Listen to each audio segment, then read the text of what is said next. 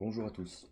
Aujourd'hui, on va faire une petite vidéo que vous avez certainement vue sur les plateformes, qui est surtout montrée en anglais. Donc le but c'était aussi de vous le présenter en français. Et on va parler aujourd'hui justement des nouvelles possibilités que nous avons pour les conteneurs.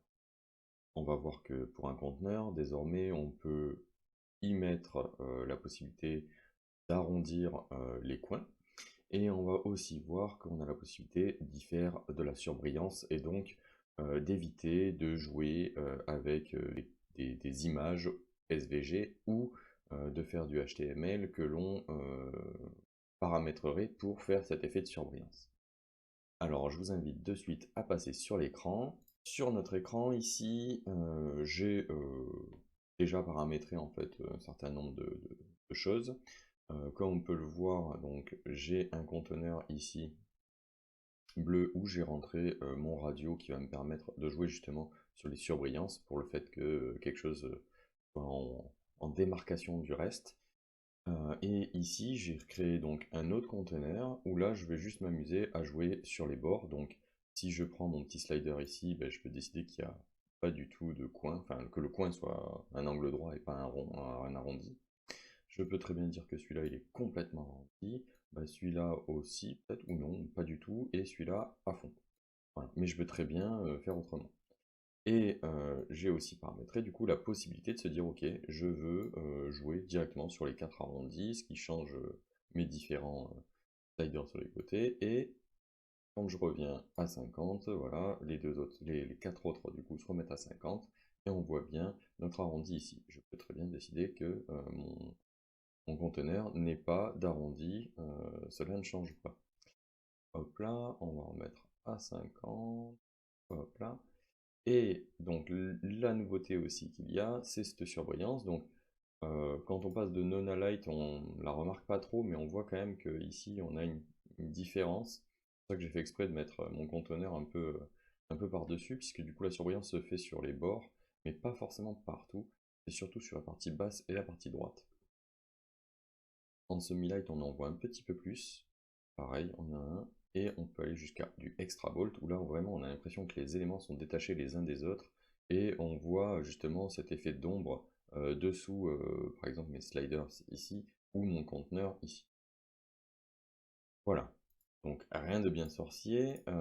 Maintenant, on va regarder en fait comment ça se passe. Donc, ça, c'était l'écran d'exemple pour tout vous montrer.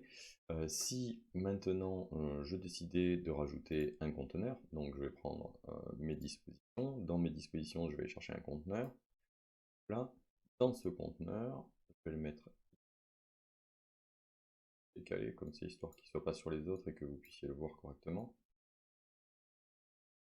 Là. Et on va y définir quand même une couleur, comme ça on verra mieux ce qui se passe. Donc on va le mettre par exemple bizarre en rouge-rose un peu. Euh, Saumon peut-être pour certains. Pour le coup, on voit bien que notre conteneur est là et qu'il a une couleur de fond. Et comme vous pouvez le voir, donc, vous avez la possibilité de gérer un rayon de bordure. Donc ici, quand je vais définir mon rayon de bordure là-dessus, je vais le définir pour les 4 angles. Donc ici, si je mettais 50, automatiquement, il va arrondir mes 4 angles. Donc je pourrais mettre 100, je sais pas si, ouais voilà, ça va nous faire quasiment tout arrondi en fait de ici jusqu'ici, donc comme si on avait 2 cercles. Et on va pouvoir jouer sur l'ombre portée. Donc c'est marqué en anglais, hein, donc non, light, semi-light, regular, semi-bolt, bolt ou extra bolt. Vous allez retrouver en fait un peu les dénominations que vous pourriez avoir avec les polices. Vous allez faire du semi-bolt, du bolt, enfin voilà, pour du gras, du semi-gras et ainsi de suite. Donc, rien de plus simple que de cliquer dessus, ici, automatiquement. Et comme on peut le voir, alors c'est très léger du coup, parce que je l'ai mis en régular, mais on voit qu'il y a quelque chose et qu'il est en surbrillance par rapport au reste.